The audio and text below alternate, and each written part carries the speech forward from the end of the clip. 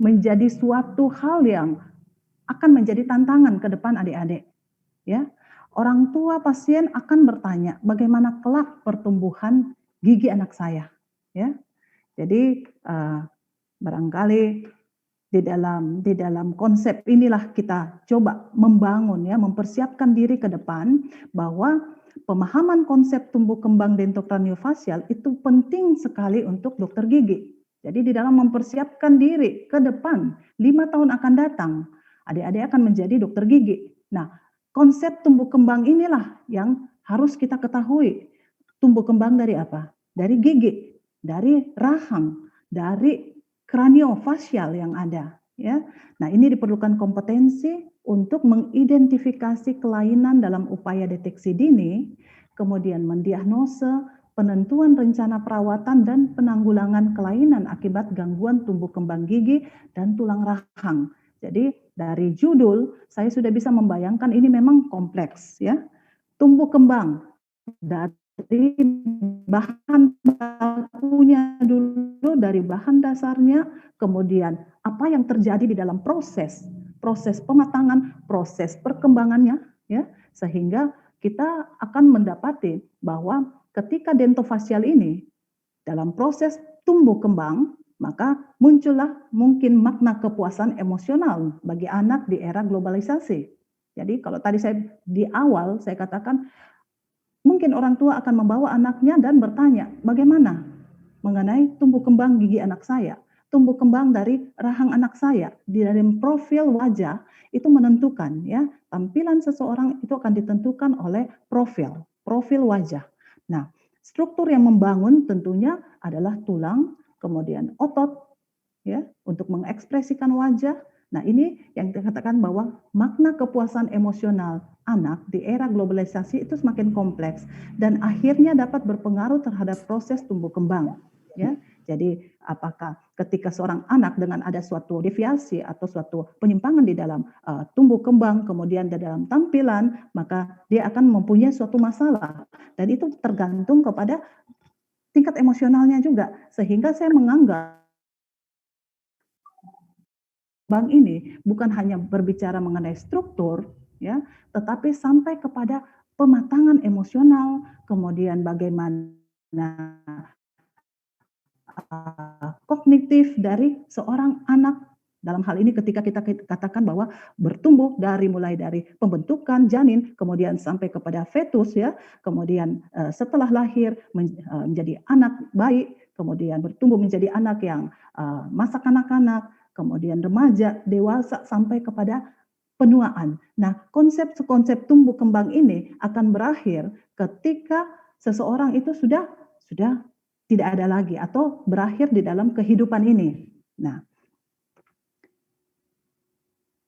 saya lanjutkan bahwa jadi saya rasa bahwa kita semua sudah tahu, ya, pertumbuhan adalah bertambahnya ukuran dan jumlah sel. Kemudian ketika melibatkan kata perkembangan, berarti di situ ada pematangan, ya, pematangan.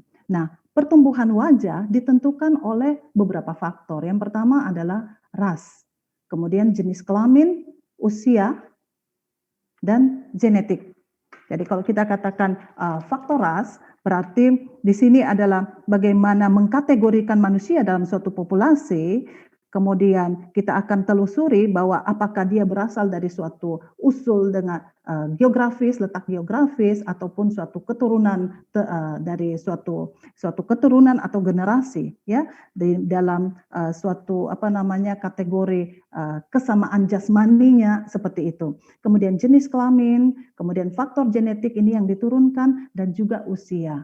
Jadi usia itu juga sangat menentukan karena proses-proses di dalam tubuh kita, pematangan itu ditentukan juga oleh tumbuh kembang yang dipengaruhi oleh faktor hormonal, ya.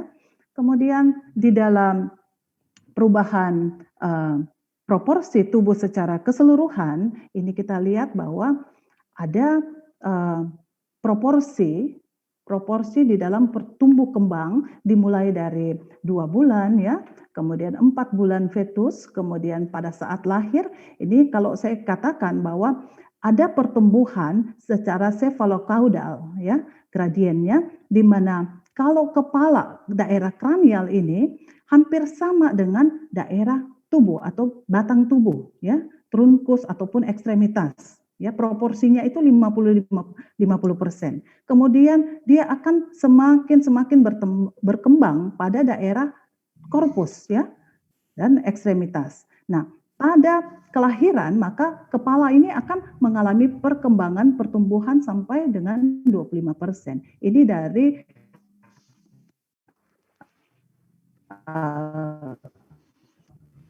bagaimana gradien pertumbuhan cephalocaudal yang ada ya.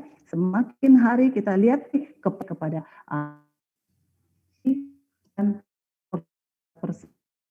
kemudian ini merupakan penjelasan saja dari gambar yang potongan tungkai bawah itu akan lebih besar dibanding kita sama ya, bagaimana kalau kita bedakan antara manusia dengan kera ya, kita lihat bahwa pertumbuhan ekstremitas itu semakin panjang, proporsinya tentu harus lebih panjang dari ekstremitas superior ya, dalam hal ini tangan. Kemudian semua pertumbuhan yang tadi saya katakan mencerminkan gradien pertumbuhan cephalocaudal, dan ini berarti bahwa ada sumbu pertumbuhan. Nah, hal berikut, ketika kita membangun ini fasial, maka kita akan kembali lagi kepada ilmu anatomi bahwa kranium itu dibentuk oleh calvaria cranii yang saya katakan sebagai ruang kranium ya, ruang kranium dan basis kranium. Jadi dasar dari tempat otak itu berada. Kemudian ada maksila dan mandibula. Jadi 4 daerah pertumbuhan dentokraniofacial inilah yang kalau kita lihat di dalam pertumbuhan tumbuh kembang dari manusia, mulai dari bayi lahir ya, bayi lahir kita dapati ada namanya fontanella ya. Kalau praktikum anatomi mungkin kita tidak melihat karena biasanya yang kita dapati itu adalah kranium-kranium yang sudah dewasa ya. Itu ada fontanella anterior, posterior ya, kemudian atau fonticulus ya. Fonticulus, kemudian ada sutura-sutura yang menunjukkan adanya hubungan antara tulang yang mananya pada waktu tumbuh kembang maksimal dari suatu otak itu dia akan menutup ya. Jadi perkembangan ini menentukan ya, sehingga ada istilah di mana kelainan yang terjadi apabila sutura itu menutup sebelum waktunya ya, sehingga kapasitas otak itu tidak berkembang lagi. Tekanan di dalamnya itu juga akan meningkat. Nah, jadi kalau dari tabel yang ada, saya ambil dari anatomi kepala dan leher, ini untuk penutupan fonticulus itu mempunyai massa. Ya, massa, kemudian begitu pula dengan sutura, ya, sutura yang kita kenal bersama ada sutura frontalis, sagittalis, coronalis, lamboidea. Nah, itu mempunyai massa di mana terjadi osifikasi. Jadi kalau berbicara kembali lagi mengenai hubungan antara tulang, itu ada beberapa ya. Ada yang kita sebut dengan persendian ya, persendian atau ilmu artrologi itu ada mengenal diartrosis dan sinartrosis.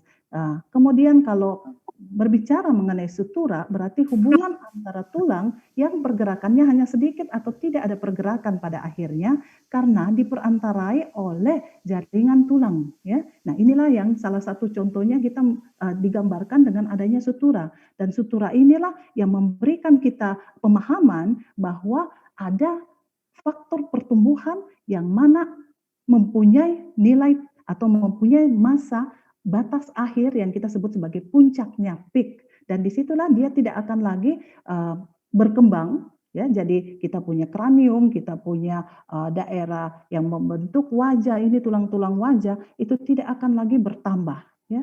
Jadi mempunyai nilai maksimal, sehingga golden standard atau period di mana kita bisa mencapai usia tumbuh kembang di dalam intervensi apapun juga di dalam gigi ataupun rahang itu bergantung kepada fase pertumbuhan atau fase tumbuh dan kembang dari tulang kranium yang ada ataupun jaringan yang ada ya. Nanti saya akan memberikan gambaran lagi bahwa kita lanjut dulu bahwa mekanisme kontrol yang mengatur pertumbuhan tulang fasial ini ada beberapa ya.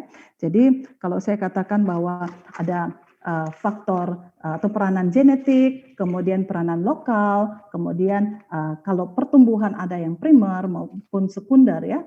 Begitu juga dengan pertumbuhan tulang, kalau kita katakan titik kembangnya ada yang primernya dan ada yang sekundernya. Ya, di sini dikatakan bahwa cranial synchondrosis atau sendi tulang rawan primer ya. Kemudian untuk facial cartilago tisu atau jaringan ya, ini jaringan tulang rawan wajah dalam hal ini. Kemudian ada sutura dan periosteum sebagai pusat untuk suatu repair tulang atau perbaikan tulang. Kemudian dalam tumbuh kembang kita tidak bisa terlepas juga dari embryogenesis dentokraniofacial, sehingga ketika berbicara mengenai kelainan pada saat kapan ya pembentukan itu terjadi, apa yang menjadi bahan bakunya ini juga menentukan. Nah, ketika kita berbicara faktor-faktor ya, ada faktor genetik secara intrinsik, kemudian epigenetik lokal, epigenetik general, kemudian ada faktor lingkungan secara lokal dan secara konsep dasar. Yang pertama adalah kondrogenesis. Jadi di awal itu pada waktu manusia terbentuk, kemudian lahir, kita tahu bahwa susunan atau tulangnya itu dibentuk oleh sebagian besar dari kartilago atau jaringan tulang rawan. Nah, tahap berikut adalah endokondral osifikasi, di mana tulang rawan ini dengan adanya prekursor, jadi dalam hal ini zat kimia yang akan memacu terbentuknya osteoblast di dalam tulang, pembentukan tulang sejati, ya.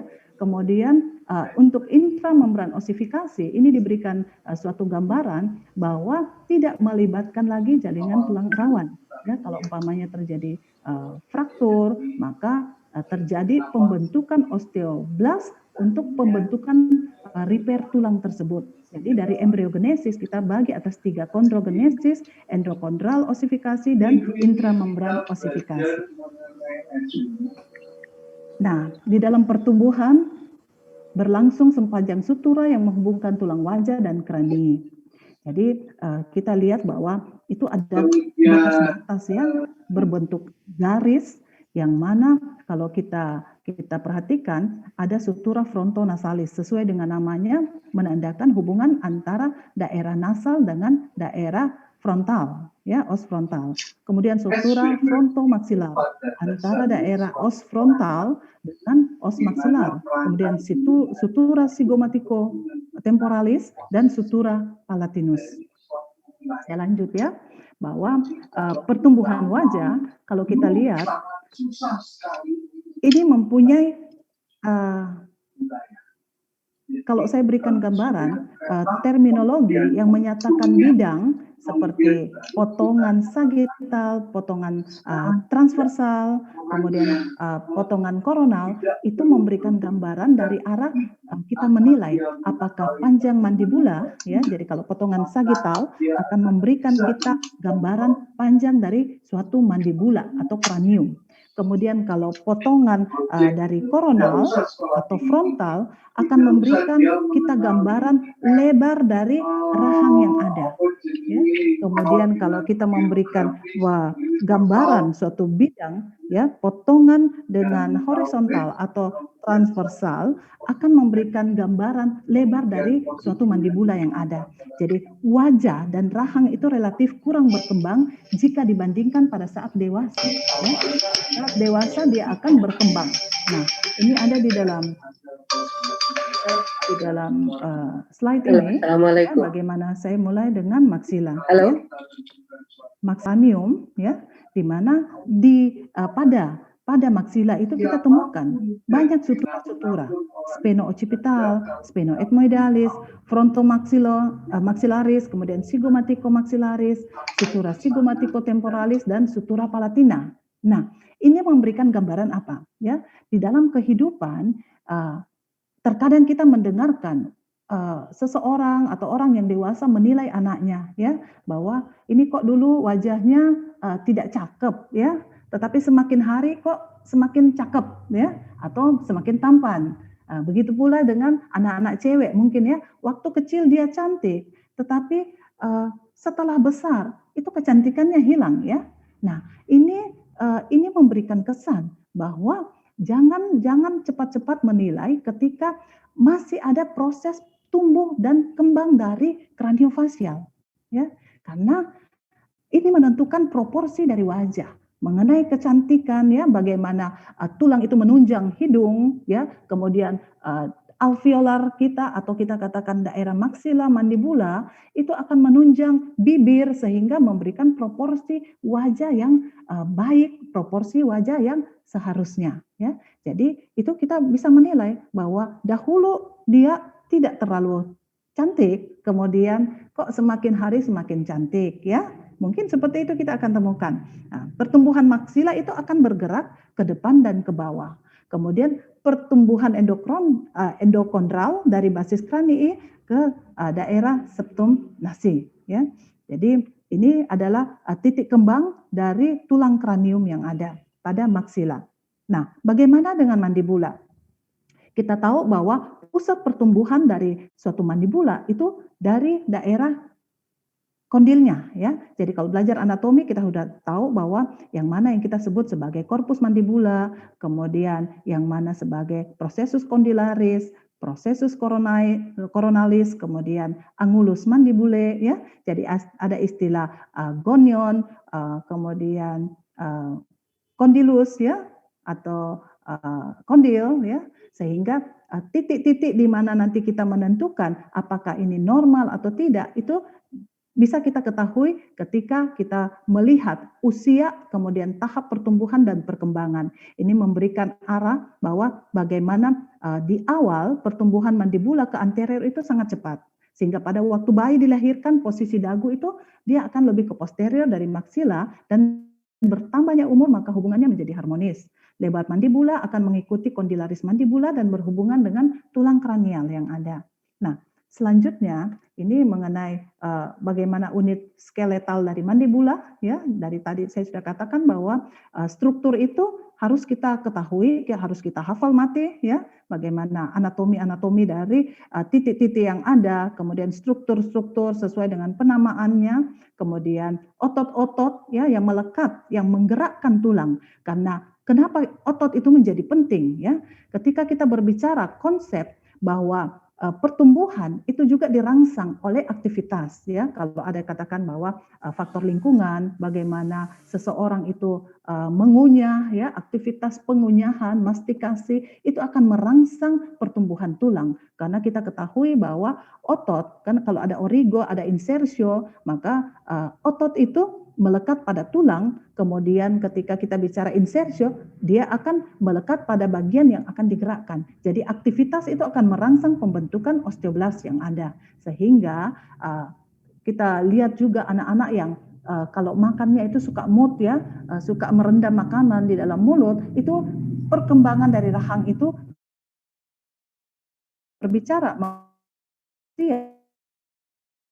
suatu keharmonisan dari suatu antara rahang. Kalau harmonis berarti rahang ya antara atas dan bawah, maksila dan mandibula. Tetapi untuk suatu keteraturan dari susunan gigi yang ada, itu memerlukan lengkungan gigi yang memang sesuai ya. Dalam hal ini kalau kita katakan bahwa manusia dulu ya, untuk suatu proses pengunyahan dia mengunyah makanan-makanan yang keras, yang berserat banyak. Tetapi untuk manusia modern sekarang, makanan itu sudah diolah sehingga aktivitas pengunyahan itu kurang ya. Sehingga kalau disusun kembali apakah manusia modern ini membutuhkan 32 gigi, maka kita akan bertanya karena apakah kasus-kasus untuk gigi yang tidak mempunyai tempat sehingga terjadi kelainan, misalkan terjadinya impaksi ya, gigi yang terbenam atau gigi yang tumbuh miring karena sudah tidak punya tempat lagi, maka itu memberikan tanda dan sinyal bahwa ada keterkaitan antara aktivitas dengan pertumbuhan yang ada. Nah, ini saya lewati saja. Kemudian konsep untuk modeling tulang, ya. Untuk suatu tumbuh kembang dari janin sampai kepada usia dewasa, maka kita bisa katakan bahwa usia 30 sampai 35 tahun merupakan usia puncak masa tulang. Jadi peak untuk pertumbuhan tulang di usia 30 sampai 35. Konsep ini bisa dibawa ketika kita menggerakkan gigi, misalkan dalam perawatan ortodonsi, ya. Jadi kalau orang yang sudah dewasa istilahnya usia 40 tahun ke atas, itu tanda tanya ketika kita menggunakan alat-alat untuk menggerakkan gigi, di mana kita tahu bahwa untuk suatu perbaikan tulang, ya, perbaikan tulang tentunya faktor-faktor pendukungnya ini, bahannya itu harus benar-benar, ya, sehingga ada istilahnya bahwa kapan sih usianya itu untuk menggerakkan suatu gigi. Nah, ilmu ini didasarkan dari bagaimana konsep modeling tulang tersebut, ya. Jadi kalau katakan remodeling tulang usia 30 sampai 35 tahun itu merupakan puncaknya. Jadi kalau suatu kurva, ya, ini merupakan titik tertingginya, dan setelah itu dia akan menurun, ya. Jadi itu akan dibawa konsep ini, bagaimana kita belajar mengenai tulang, di histologi, di anatomi, kita bawa sampai kepada kliniknya, ya. Kemudian remodeling tulang, di mana masa tulang normal, itu keseimbangan antara formasi, osteoblast, dan resorpsi. Itu tetap terjadi, ya. Osteoblast, osteoklas, itu untuk suatu keseimbangan, ya, menjaga kekuatan tulang. Ini akan konstan setelah peak-nya, ya, selama kita hidup. Itu akan terus terjadi. Nah, ini ada saya berikan bagan di mana ketika seseorang dengan pengaruh, kalau tadi katakan bahwa ada aktivitas fisik, kemudian nutrisi. Nah, di sini peranan juga dari hormon, ya. Pada seorang wanita yang menopause, maka kita tahu estrogennya menurun, ya. Nah, ini berpotensi besar terhadap terjadinya osteoporosis. Jadi usia pun juga menentukan terjadinya suatu kerentanan terhadap terjadinya kepadatan tulang yang sudah menurun, ya. Kemudian setelah kita bicara mengenai maksila mandibula, kita ke bibir, pertumbuhan bibir. Pertumbuhan bibir itu akan mengikuti pertumbuhan rahang sebelum masa remaja, ya. Jadi bibir juga mempunyai peranan di dalam kraniofasial kita, ya, bagaimana proporsi wajah, kemudian struktur-struktur yang membentuk dia, ya, yang menunjang. Misalkan kalau orang dengan kelainan oklusi yang ada, maloklusi yang ada, itu akan memberikan dampak juga kepada bentuk bibir yang ada. Ini memberikan gambaran kepada kita bahwa ketebalan bibir mencapai maksimum selama masa remaja, ya. Jadi dia akan mempunyai fase di mana pertumbuhan maksimalnya, ya, terjadi, kemudian akan stagnasi pada saat dewasa, ya, menurun selama masa remaja, ya. Kemudian kita akan lanjut, ini profil-profil daripada bibir, ketebalan bibir yang ada, ya, mulai dari usia 11 tahun sebelum pubertas, kemudian usia 14 tahun setelah masa pertumbuhan remaja, usia 16 tahun, ya, dan yang terakhir usia 18 tahun. Ini gambaran, ya. Gambaran dari usia perkembangan dilihat dari bibir yang menunjang, ditunjang, ya, menunjang profil yang ada. Kemudian untuk tulang hidung, ya, saya mengambil bahwa tulang hidung itu tumbuh sampai sekitar usia 10 tahun. Tetapi setelah usia 10 tahun, pertumbuhan hidung sebagian besar berada di bawah tulang rawan dan jaringan lunak. Nah, ini proses ini akan berlanjut hingga dewasa. Jadi tidak katakan bahwa hanya pada usia remaja kemudian stagnasi, tetapi dia sampai kepada remaja tetap akan terjadi pertumbuhan, ya. Akibatnya hidung menjadi jauh lebih menonjol pada masa remaja, terutama pada anak laki-laki.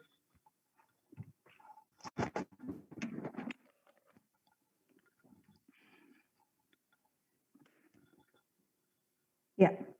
Nah, setelah kita melihat bahwa tumbuh kembang dari dentofasiokranial yang ada, maka kita akan merangsang diri kita dengan siapakah yang membutuhkan perawatan, ya.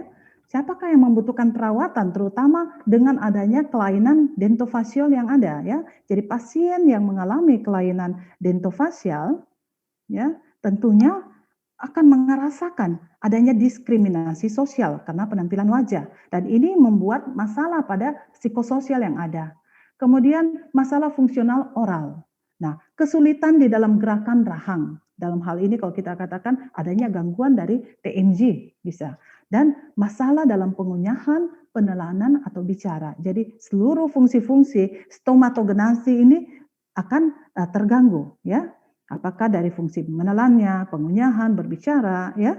Kemudian kerentanan yang lebih besar terhadap trauma, penyakit periodontal atau kerusakan gigi. Jadi kalau kita lari kepada giginya, ketika terjadi maloklusi, terjadi relasi hubungan antara gigi dalam satu rahang yang tidak bagus, ya terjadi crowded, maka potensi untuk terjadinya penyakit periodontal tentunya besar, ya. Kerusakan gigi itu lebih besar. Kemudian dengan adanya traumatik, ya, itu bisa. Jadi konsep juga kalau kita katakan tumbuh kembang itu kan kalau tadi ada istilah peak-nya ya, puncaknya. Kapan tidak ada kontrol di dalamnya maka akan terjadi pertumbuhan yang secara terus-menerus yang kita kenal juga dengan eksostosis ya. Itu pada tulang. Kemudian bagaimana kita menilai ya profil seseorang? Salah satu kelainan dikarenakan proses tumbuh kembang yang abnormal ialah terjadinya deviasi ya. Jadi terjadinya penyimpangan.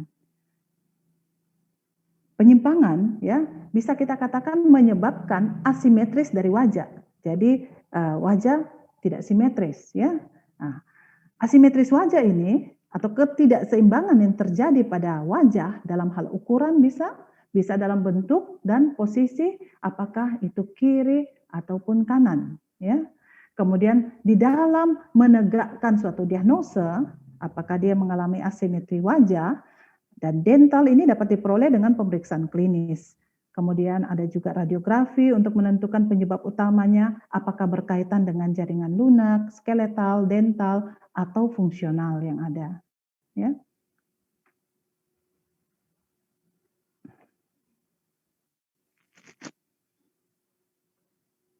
Ya. Ini saya hanya memberikan gambaran, ya, yang mana pasien yang terdeteksi mempunyai asimetri wajah memerlukan pemeriksaan klinis melalui fotografi, radiografi, dan tomografi 3D untuk membantu dan menegakkan diagnosis yang akurat. Seperti pada gambar ini, dia menggunakan kamera dengan 3D MD, bisa melihat tampilan profil, oblik dan frontal, dan dapat terlihat pada posisi kepala yang sama, pengukuran dimensi dan proporsi jaringan lunak dapat dilakukan dengan akurat pada setiap sisi wajah. Ini hanya gambaran ya, bagaimana kita bisa menilai asimetris wajah yang terdapat pada pasien. Nah, menurut penelitian, ya, kalau saya ambil beberapa data, ya, dilakukan oleh Servet dan Profit, dari 1.460 pasien yang dirawat di klinik, itu terdapat 34% pasien yang mempunyai asimetri wajah secara klinis. Dan dari 34 ini memiliki asimetri wajah 5% itu pada sepertiga wajah atas ya. Wajah atas mulai dari atas mata ini ya. Kemudian 36% itu bagian tengah dan 74% pada sepertiga wajah bawah. Nah, ini berarti banyak, katakan sepertiga ini atau 74% ya, menunjukkan frekuensi asimetri yang lebih tinggi daripada sepertiga wajah tengah dan wajah atas ya. Jadi wajah bawah itu terkait apa? Terkait kita punya mandibula, terkait kita punya maksila ya. Nah, ini ada beberapa contoh di mana disebabkan kelainan-kelainan kraniofasial, dentokraniofacial oleh perkembangan, kemudian oleh faktor patologi dan traumatik ya. Jadi sebentar ketika saya memperlihatkan ya. Jadi kalau dalam pembagian berdasarkan struktur asimetri wajah dapat diklasifikasikan menjadi 4. Yang pertama asimetri dental, jadi dari gigi ya, dari gigi. Kemudian asimetri skeletal, asimetri jaringan lunak, dan asimetri fungsional. Nah, banyak kasus asimetri wajah yang disebabkan karena kombinasi faktor dental, skeletal, jaringan lunak, dan fungsional yang ada. Nah, bagaimana kita melihat ya asimetris dental ini ya itu akan artinya solusinya itu ada pada dokter gigi ya. Nah, apa yang dimaksud dengan asimetris dental?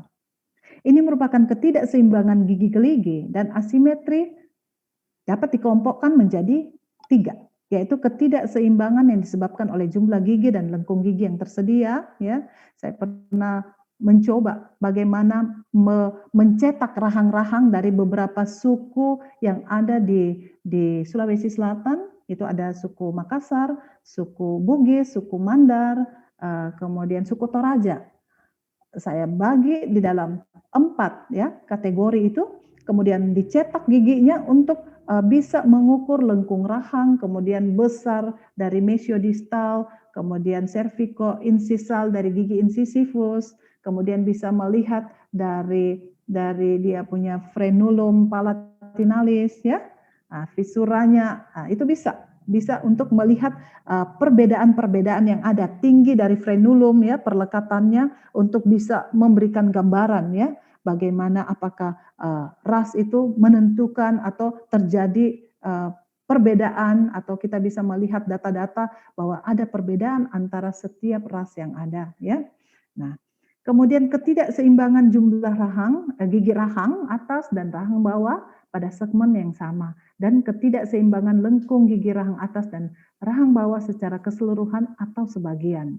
Ya, jadi ini terkait banyak sekali ketika kita katakan asimetris dental, pada akhirnya lari kepada ilmu ortodonsi. Ya, jadi saya dalam hal ini tidak membawakan bagaimana perawatan dan apa, tidak ya, hanya bagaimana supaya ada gambaran bahwa nantinya kenapa sampai oklusi ini artinya relasi antara gigi rahang atas rahang bawah menjadi penting.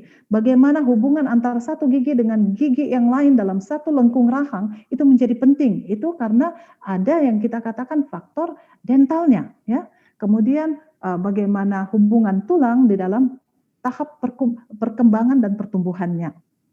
Kemudian nanti mungkin belum tahu ya karena masih mahasiswa baru mengenai terjadinya maloklusi kelas 1, kelas 2 ya.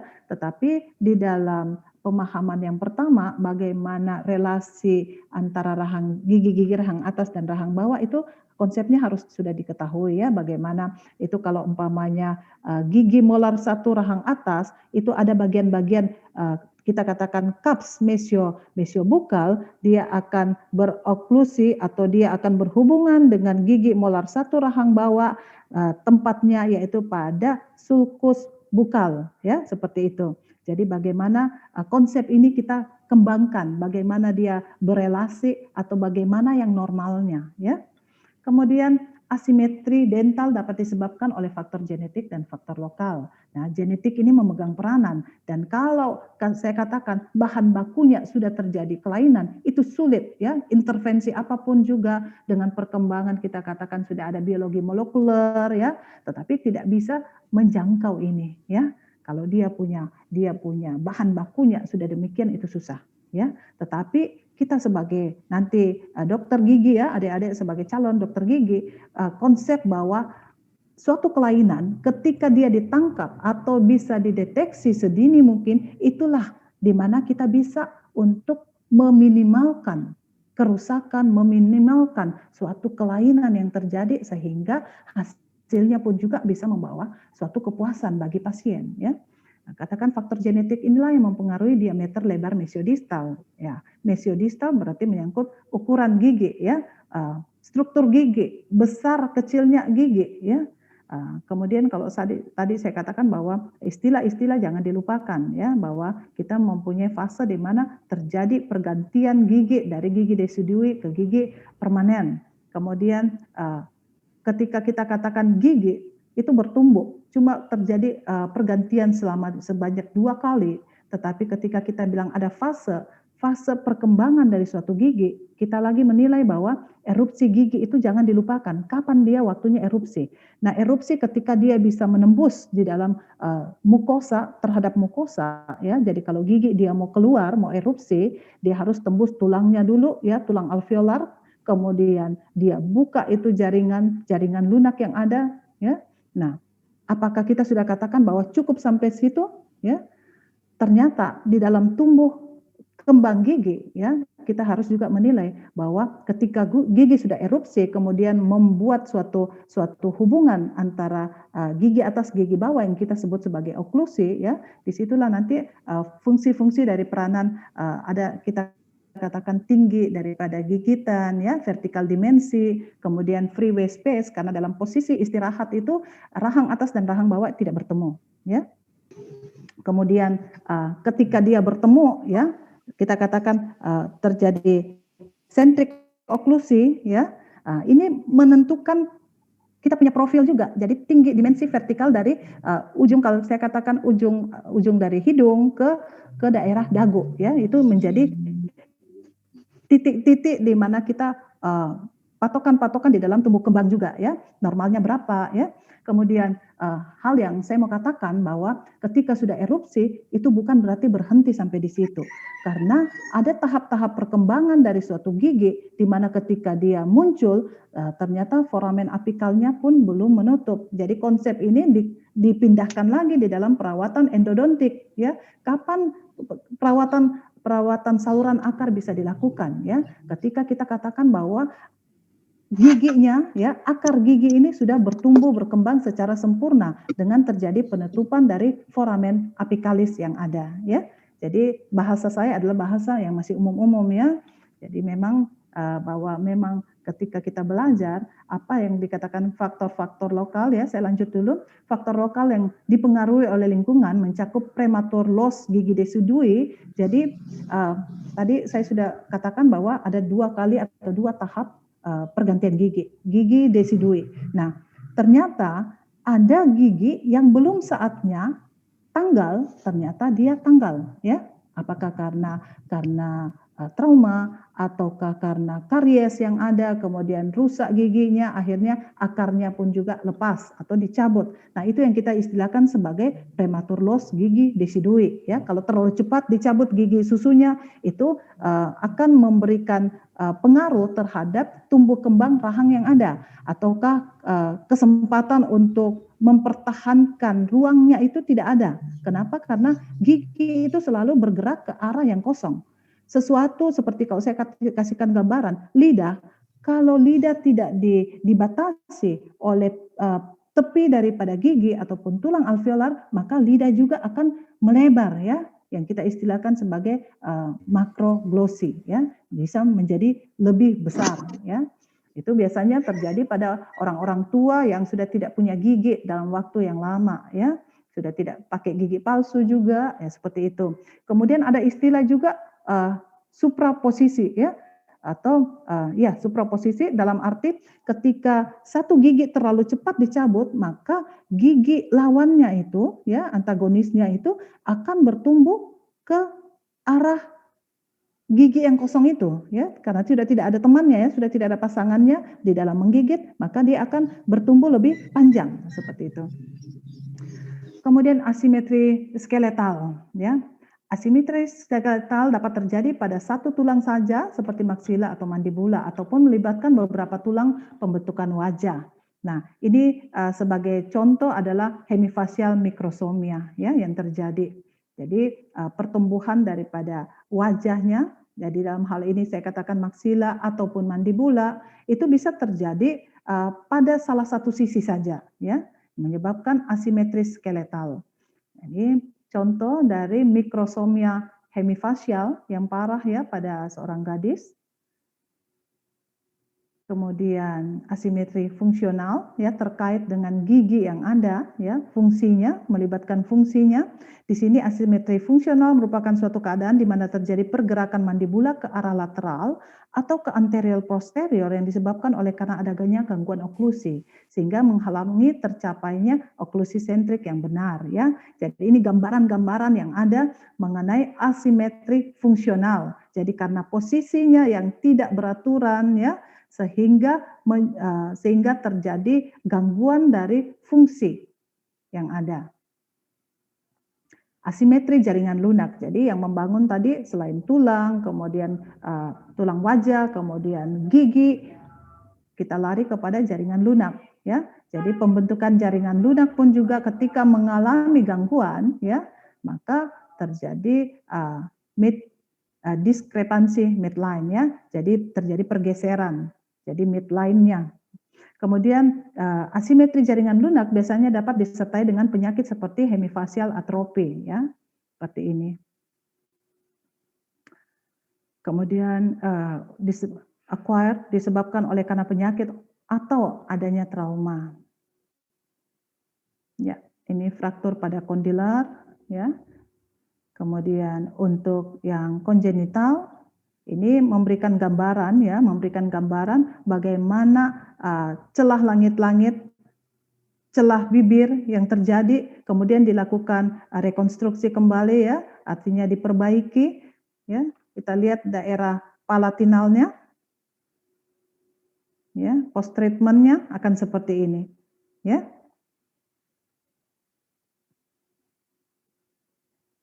Ya. Ya, dentofacial ortopedik sebagai perawatan modifikasi pertumbuhan. Jadi ini kita tidak masuk kepada perawatan, tetapi inilah yang bisa dilakukan ya. Penata laksanaannya ketika kita lari kepada penata laksanaan, maka konsep ini dibawa. Perawatan modifikasi pertumbuhan hendaknya dilakukan pada usia dini dan selesai pada periode dewasa. Periode pertumbuhan sangatlah tergantung atas jenis kelamin dan sangat bervariasi. Pada anak perempuan, puncak pertumbuhan biasa dimulai pada usia 10 sampai 12 tahun, sedangkan pada anak laki-laki itu 12 sampai 14 tahun. Kemudian bagaimana tipe dentofacial ortopedik yang ada, saya hanya memberikan gambaran saja ya, gambaran saja bahwa inilah yang biasanya digunakan ya di dalam penata laksanaan ya, di dalam klinis ya, aplikasi klinisnya, bagaimana aktivator dalam perawatan ini melakukan perubahan di mana mengaitkan 3 komponen, yaitu ada aksi ototnya, kemudian perubahan kedudukan rahang gigi dan mencapai oklusi. Kemudian ada modifikasi dari aktivator ya. Ini alat-alat yang digunakan, ada bionator di mana dia mengaitkan 3 komponen tadi, otot, perubahan kedudukan rahang, gigi dalam mencapai oklusi. Ini dipakai selama 24 jam sehari. Kemudian ada twin block appliance ya, piranti yang terdiri dari piranti rahang atas dan bawah yang pada saat pasien beroklusi membentuk satu kesatuan di bukal. Kemudian ada headgear ya. Nah, ini dibutuhkan untuk menghambat pertumbuhan maksila ya. Jadi coba lihat ini agak maju ya, jadi maju maksilanya sehingga alat-alat ini digunakan untuk bisa menghambat pertumbuhan daripada maksila yang ada ya. Kemudian untuk chin cap ini efek ortopedik pemakaian chin cap meliputi mengarahkan kembali pertumbuhan mandibula secara vertikal. Kita lihat bahwa mandibulanya ini lebih maju ya, lebih maju daripada maksilanya. Sehingga diperlukan alat ini untuk bagaimana dia bisa menghambat ya, menghambat pertumbuhan mandibula ke anterior. Kemudian untuk fiksasi contoh dari kasus ini ya, di mana ada fiksasi eksternal untuk pemanjangan mandibula. Ya. Jadi maksud untuk pemberian ini adalah ketika terjadi kondisi-kondisi demikian ya, maka ada upaya-upaya aplikasi klinis yang diberikan pada usia dini ya, ada usia dini, kemudian sesuai dengan konsepnya adalah lebih cepat, lebih baik dalam penanganan. Nah, ketika kita sudah sampai kepada aplikasi klinis, tentunya kita tidak bisa melihat seorang pasien ya hanya dari konsep tadi tumbuh kembang dari dentokraniofacial, karena menghadapi manusia dengan karakternya dan sesuai dengan usia, maka tidak terlepas dari perkembangan sosial dan perilaku yang ada. Sehingga kalau bicara mengenai blok tumbuh kembang, lebih banyak juga berbicara bagaimana penata laksanaan atau bagaimana kita menangani seorang anak secara psikososial ya, sehingga anak ini dengan keinginannya sendiri ya, itu bisa dilakukan intervensi. Nah, pertumbuhan fisik dapat dianggap sebagai hasil dari interaksi antara proliferasi sel yang dikendalikan secara genetik dan pengaruh lingkungan yang memodifikasi. Nah, perilaku dapat dipandang sebagai hasil interaksi antara pola perilaku bawaan atau alami dan perilaku yang didapat setelah lahir. Nah, Yang saya maksudkan di sini adalah pertama, proses di mana perilaku yang ditampilkan dapat dilihat atau dipelajari. Kemudian hal yang kedua, perilaku substruktural atau ditinjau kembali. Ini tampaknya berhubungan dengan kerja sistem saraf. Jadi bagaimana tumbuh kembang ini juga mempengaruhi ya waktu atau fase pembelajaran dan dampak terhadap perilaku dari individu yang ada. Nah, kalau kita mempunyai konsep seorang anak tentunya ketika datang ke tempat praktek melihat dokter ya dengan memakai jas putih timbul langsung ketakutan ya, timbul ketakutan. Kenapa? Karena orang yang berbaju putih biasanya itu adalah dokter yang selalu menggunakan jarum suntik. Sehingga respon yang ditimbulkan adalah ketakutan dan menangis. Nah, mungkin kunjungan berikut ketika dia sudah punya pengalaman memori ketakutan terhadap dokter karena rasa sakit ya. Jadi baru melihat dokter dengan jubah putih ya, dengan jas putih langsung menangis. Nah, ini tidak bisa terlepas dari kondisi nanti yang akan Anda hadapi di dalam praktek, apakah nanti di klinik pada waktu fase klinik atau koas ataupun nanti setelah menjadi dokter gigi. Ya, tentunya ada hal-hal di mana kita memberikan penguatan ya, penguatan kepada anak.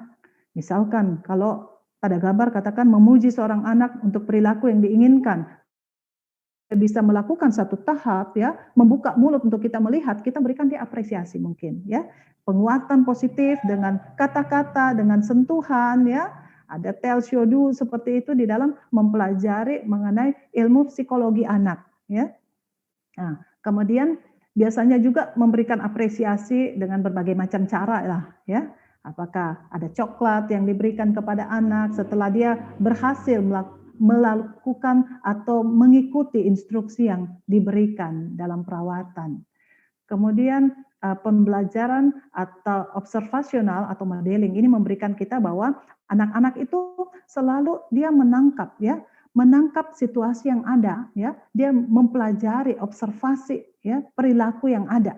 Walaupun dia tidak langsung bisa melakukannya, tetapi dia banyak melihat, banyak menampung semuanya di dalam pemikirannya, dia lakukan suatu observasi. Jadi hal ini harus kita tahu benar ya bahwa di dalam menangani anak itu tidak mudah. Jadi kalau biasanya seorang ahli pedodontik ilmu gigi anak, dia selalu katakan bahwa anak itu bukan miniatur orang dewasa, ya, bukan miniatur orang dewasa. Karena dari sisi psikologisnya, dari sisi kematangan, kemudian kognitifnya itu belum sampai seperti orang dewasa, ya. Jadi jangan dianggap bahwa dia merupakan suatu miniatur, karena banyak hal yang perlu untuk suatu pembelajaran, suatu pematangan, ya.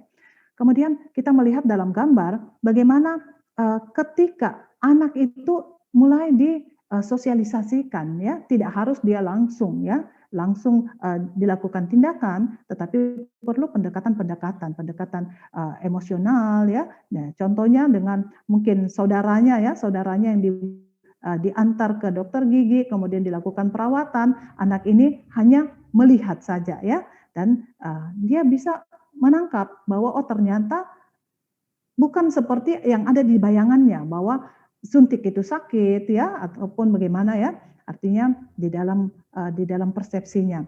Kemudian ada tahapan perkembangan emosional dan kognitif yang kalau saya coba salah satu ya, saya ambil mengenai tahapan perkembangan emosional menurut Erikson, yaitu pengembangan dari dasar kepercayaan itu biasanya pada usia lahir, dimulai dari lahir sampai 18 bulan, saya singkat saja ini ya.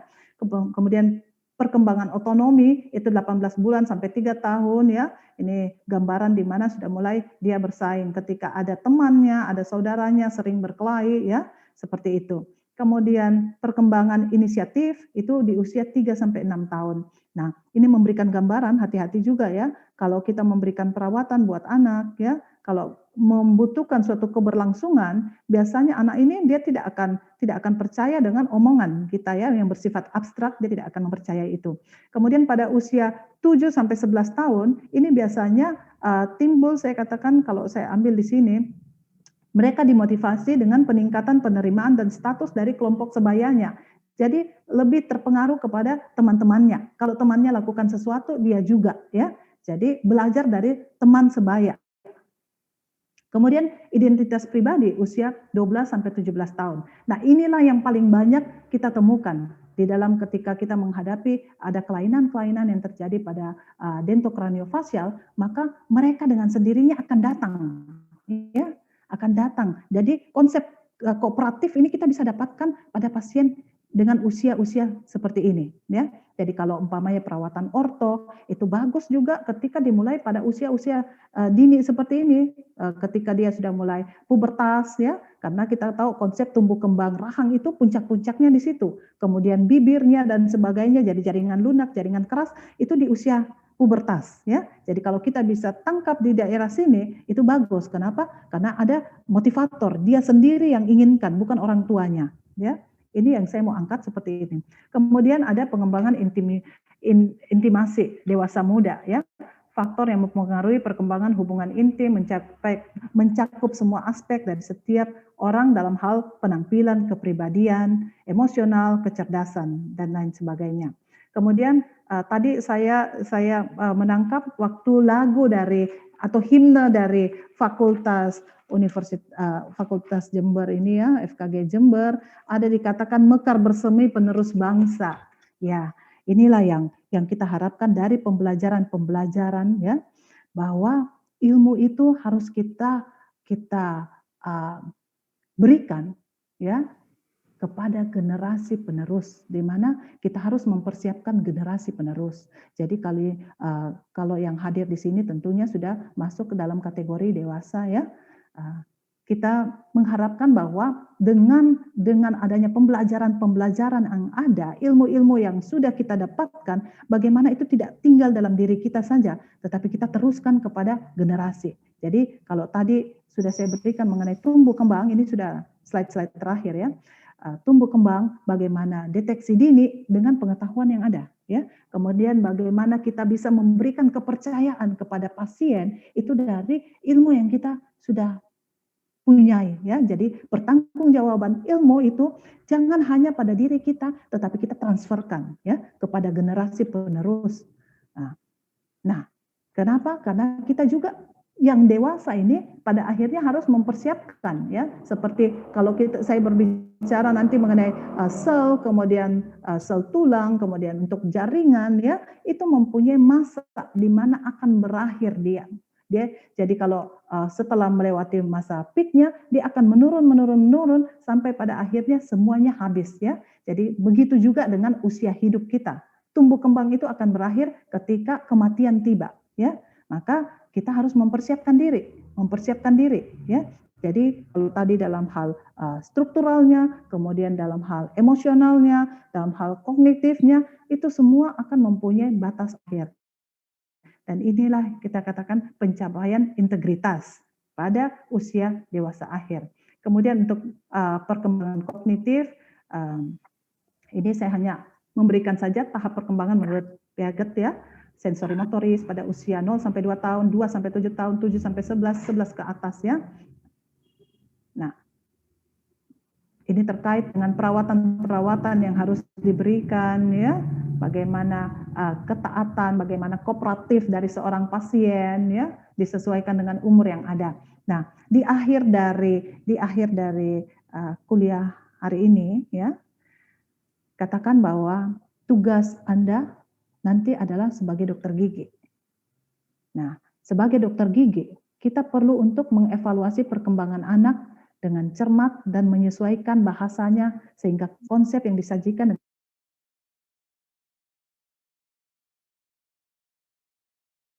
Tuhan dan keinginan yang berbeda.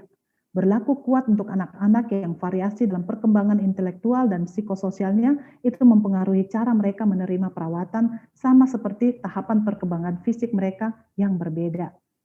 Nah, demikian Terima kasih buat kesempatan yang dengan postur tubuh yang normal ya. Jadi kekerdilan ini bisa terjadi akibat dari mutasi genetik yang ada ya. Jadi terkadang juga di dalam bahasa ketika kita bicara DNA-nya itu biasa tidak terjadi perubahan, tetapi ada faktor-faktor fenotip yang memberikan gambaran terjadinya perubahan yang terjadi. Jadi kalau konsep yang terjadinya pada daerah tersebut, saya memikirkan bahwa terjadi gagal pertumbuhan disebabkan oleh fenotip yang ada ya, karena faktor lingkungan itu lebih berpengaruh daripada faktor genetik, karena dari konsep bahwa hal-hal ini bisa terjadi ketika orang tua itu tidak memperlihatkan terjadinya gangguan ya dalam hal tumbuh kembang, tetapi pada anak itu bisa terjadi. Mungkin demikian, Dok. Terima kasih, Prof.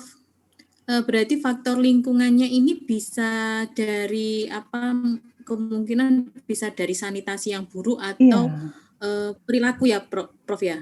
Perilaku bisa, ataupun faktor-faktor lingkungan yang saya katakan secara global ya, dalam arti kandungan-kandungan minuman yang ada di dalam pada daerah setempat ya. Kalau memang kita katakan bahwa di awalnya mungkin daerah transmigrasi biasanya ya, kalau dia berpindah ke suatu tempat kemudian disesuaikan dengan kondisi-kondisi bagaimana asupan nutrisi yang ada ya, termasuk makanan minuman yang ada, itu bisa mempengaruhi tumbuh kembang yang terjadi pada anak, mulai dari kandungan sampai kepada anak bisa bermanifestasi dengan suatu kelainan atau gangguan pada gigi tersebut.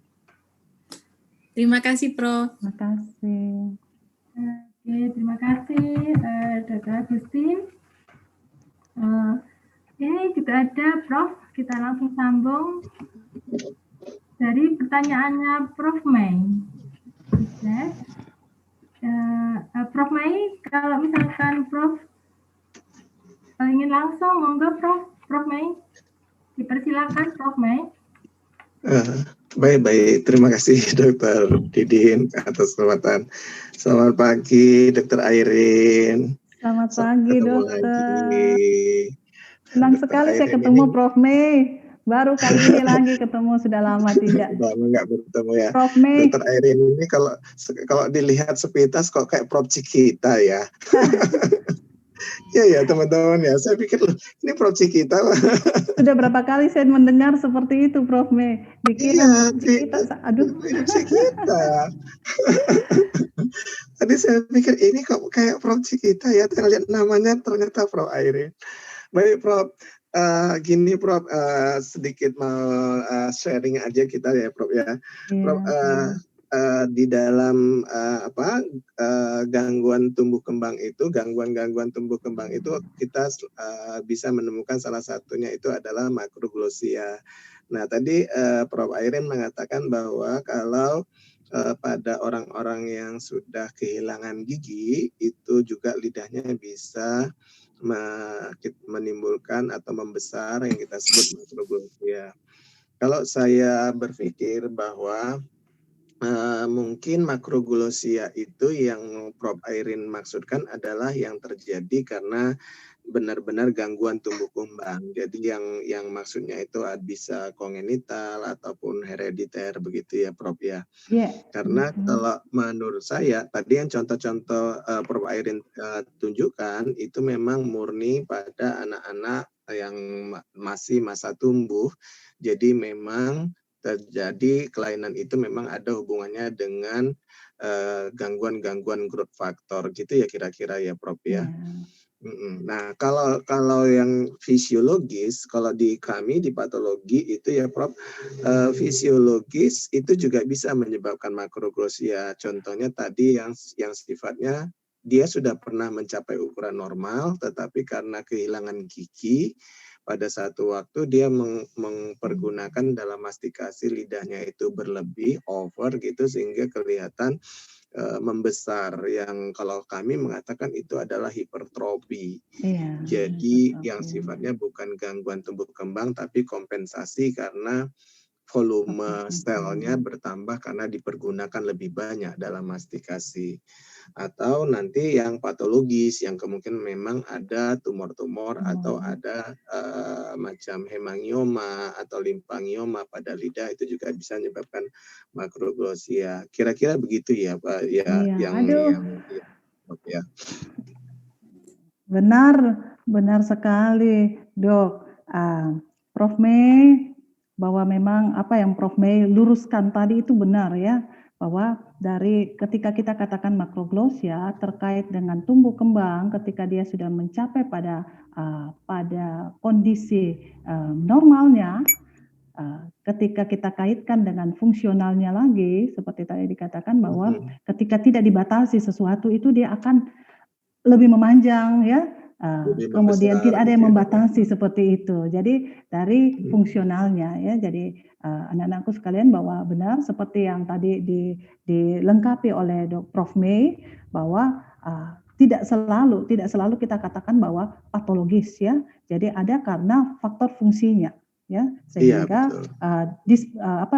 dikatakan bahwa sebagai suatu suatu konsekuensi dari itu ya, kalau ketika tidak ada yang membatasi, kemudian dia bisa bertambah sama seperti gigi, kemudian ketika dicabut maka gigi lawannya akan bertambah panjang, begitu juga dengan lidah. Benar sekali Prof, terima kasih. Ini Prof. Mei ini guru saya juga ini. Di oral biologi dulu.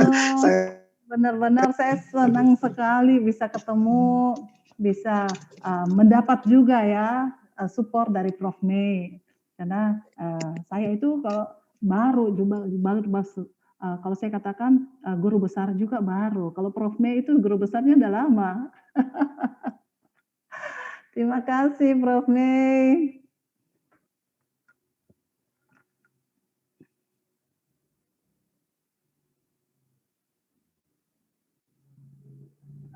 Dr. Didi.